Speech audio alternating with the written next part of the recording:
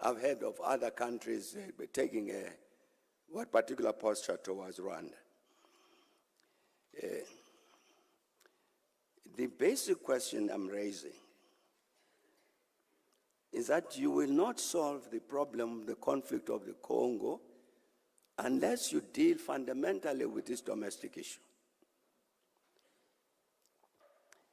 When the Congolese met here and sat in Sun City and negotiated the Sun City Agreement, this was part of the discussion.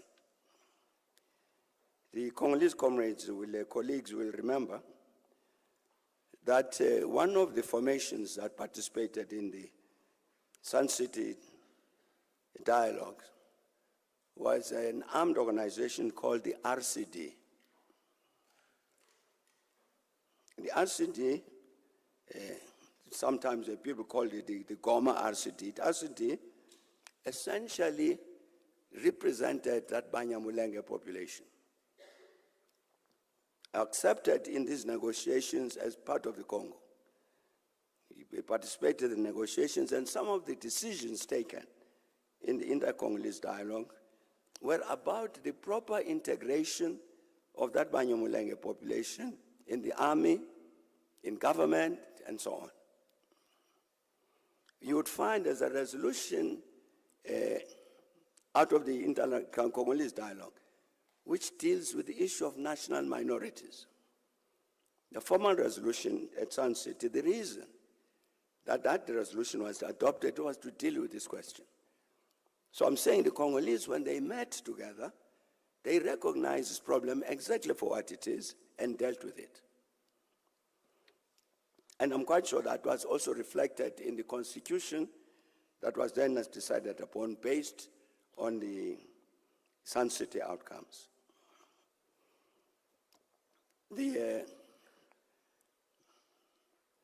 Essentially, if we're genuinely interested in, well, let me just finish that story. After the Sun City negotiations concluded, and the Congolese took a particular position, the positions I'm explaining, this is how we are going to deal with ourselves as Congolese about our country. As I say, reflected in the Constitution. We then thought it was also necessary to deal with this issue of the relationship between the DRC and Rwanda. So we hosted negotiations here in this city between President Joseph Kabila and President Paul Kagame.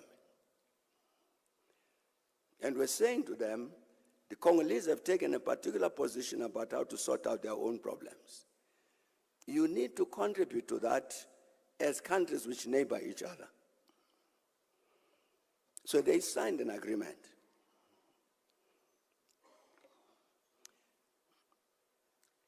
And one of those agreements, the issues decided in that agreement was the government of the Congo would act to disarm the FDLR. Another part of that was Rwanda would withdraw its troops from the DRC.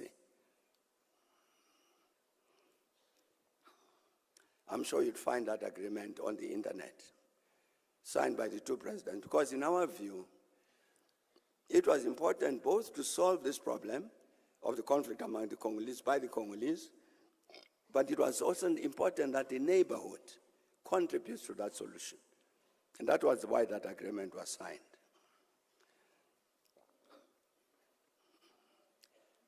It didn't work.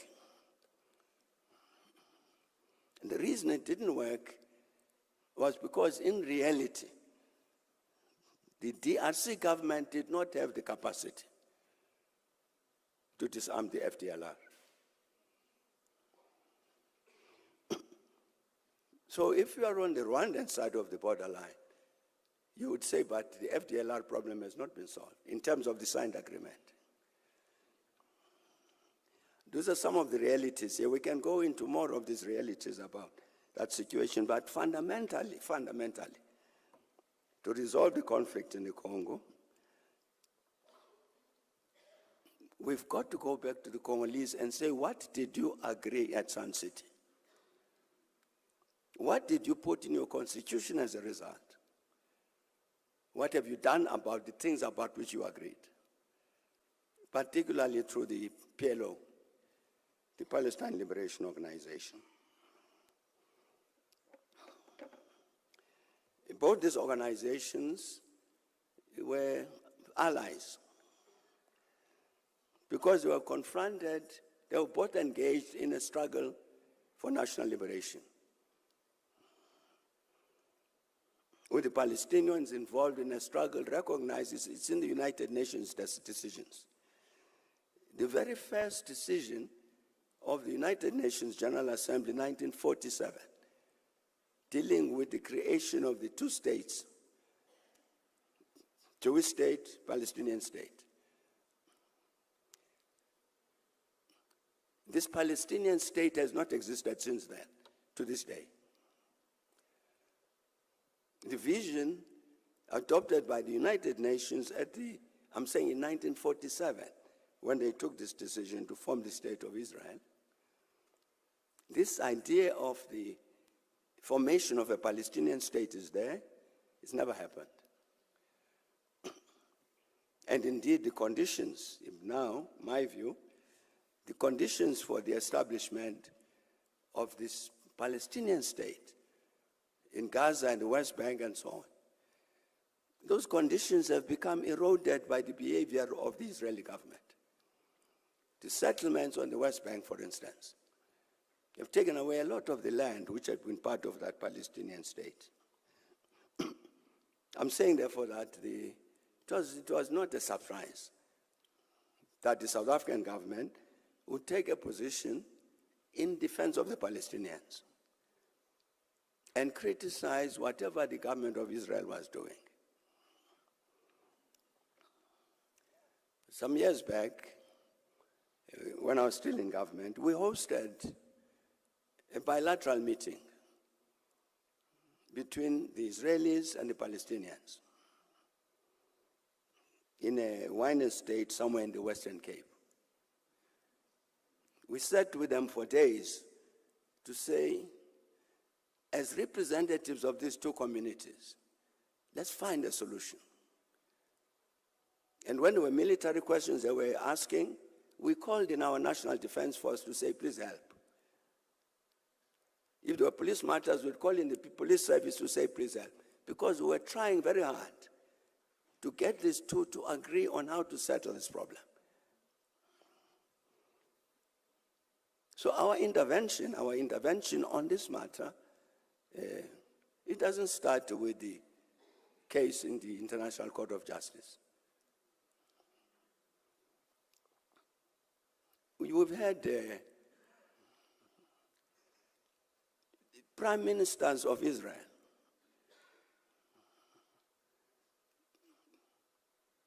Ehud Barak, before he became prime minister, came here.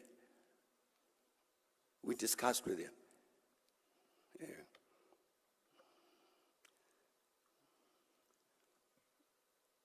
The president, the prime minister of Israel was assassinated, Yitzhak Shamir. We were in contact with him. After the decision taken in Oslo, which led to the birth of the Palestinian Authority, he was in touch with us to say this is what they've agreed. And he personally was very committed to make sure that these things happens, because we have to solve this problem of the relations between the Israelis, the Jewish population, and the Palestinians. And therefore, the matter of the Palestinian state was very important, which is why he was assassinated. We're engaged with them. I'm saying that we are not new to this question. And consistently, what we have sought is to encourage an agreement between these two sides, so that indeed what was visualized in the 1947 resolution of the General Assembly is accomplished. And therefore, it's I don't think our attitude with regard to the matter of a just resolution of the conflict, which must address the fundamental interest of the Palestinian people in the same way that the protection of the Israel and so on is also very important, our positions on those things won't change. So in practical sense, even if South Africa decided that they're withdrawing their intervention in the ICJ, that won't end the case. That case is already with the International Court of Justice, and the Court of Justice will proceed with what it has to do. But fundamentally, I'm saying that,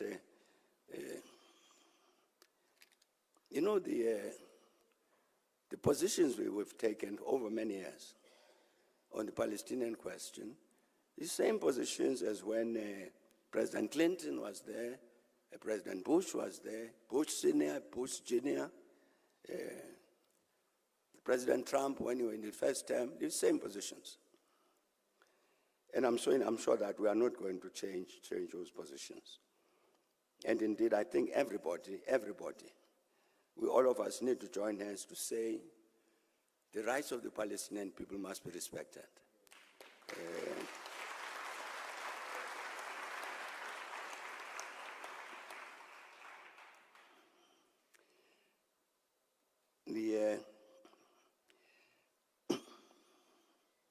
I really don't know what anybody expects South Africa to do with regard to Zimbabwe.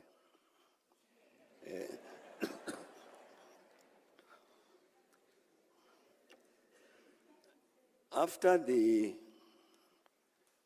elections in Zimbabwe, I can't remember now the exact year, but there were elections, presidential elections, when you had something like 22 or 23 presidential candidates. What year was that? And then you have these elections, and President Mnangagwa is elected president of Zimbabwe. He then called on all of the parties which had presented presidential candidates to come together to form some kind of political collective to discuss the future of Zimbabwe. And indeed, that formation emerged. The weakness with it was that some of the parties that had candidates did not participate. One of the results of that particular presidential election was that there were two of the candidates who, between the two of them, got 95% of the votes. It's the President Emmerson Mnangagwa and Nelson Chamisa. Between the two of them, they had 95% of the presidential vote. The other 21 parties shared the other 5%. So this formation that President Mnangagwa called for, parties that had the candidates must come together. Chamisa's party did not participate, plus 1 or 2 or 3, 4 others. So now one of the demands that is being put forward by Zimbabwe, correctly, is the lifting of sanctions that have been imposed on Zimbabwe to create better space for the Zimbabweans to address their own development challenges. Particularly in sanctions imposed by the United States. So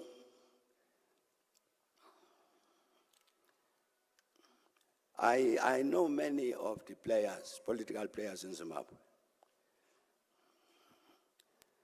So I went to see President Mnangagwa to say to him, President, I agree. We need these sanctions lifted. But part of what needs to happen, is that you Zimbabweans need to speak with one voice. Our colleague also raised this question about the need for Africa to make sure that it works as a bloc, to say that you as Zimbabweans need to speak with one voice on this matter, apart from any other consideration. And therefore, it seemed to me that one of the things that needs to happen is that these two parties, which had 95% of the presidential votes, need to get together to talk about the future of Zimbabwe. So that even on this matter, when we approach the rest of the world to say lift sanctions, it must be said by both. Agreed, we agreed. Just get together and sort out these problems. And to cut a long story short, that meeting never took place.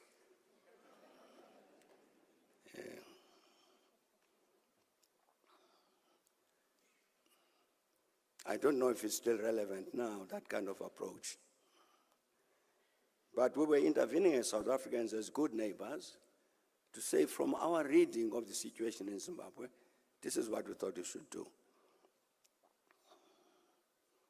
I'm saying it did not produce any results. I don't know now what would be expected of South Africa with regard to Zimbabwe.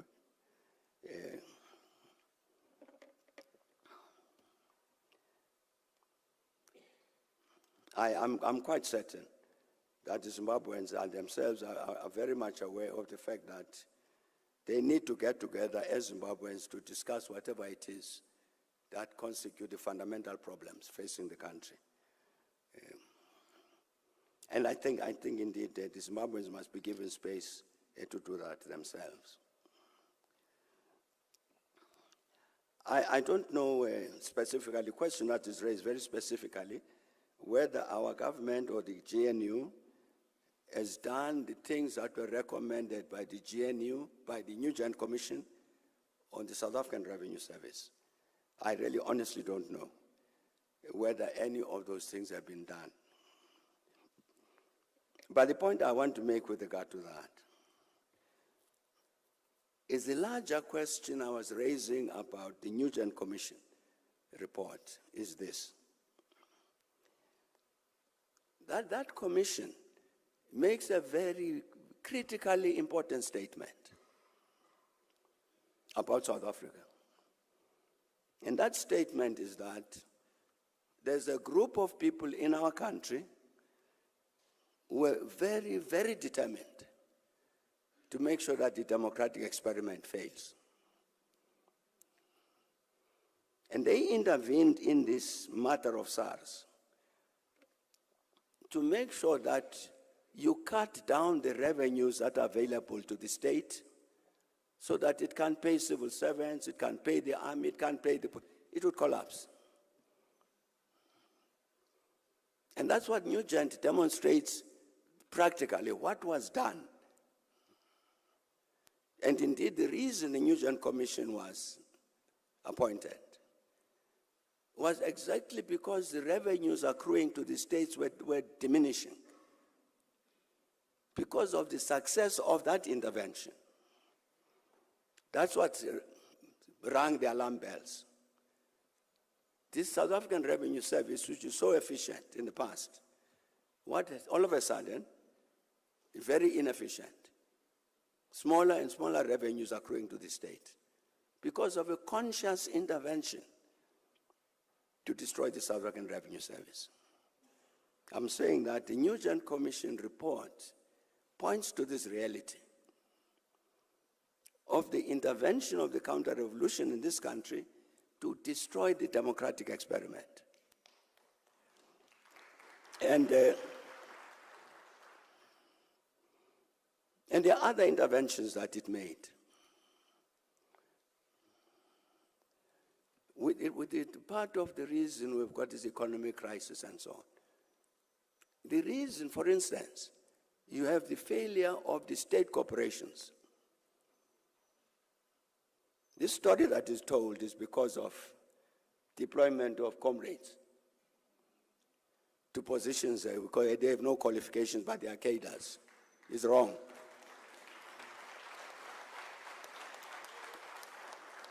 The destruction of the state corporations was a systematic process done by exactly the same people who intervened in SARS, as Nugent explains. And that problem persists. And part of what concerns me is that it seems to me many of our people are not listening. For instance, last year, we said, given the problems our country faces, we need a national dialogue. Meaning a national dialogue that let the people of South Africa come together and say, this is the South Africa we want, this is the South Africa we don't want. Without mediation of political parties or anything. Let the people themselves talk and determine their own destiny. I thought the matter was agreed. I think it's even in the documents of the GNU, we agree. But nothing is moving. Why? Because there are people who don't want that national dialogue to take place. It's because they've got their own agenda for South Africa, which is very, very different from the agenda that would come from the people of South Africa speaking for themselves.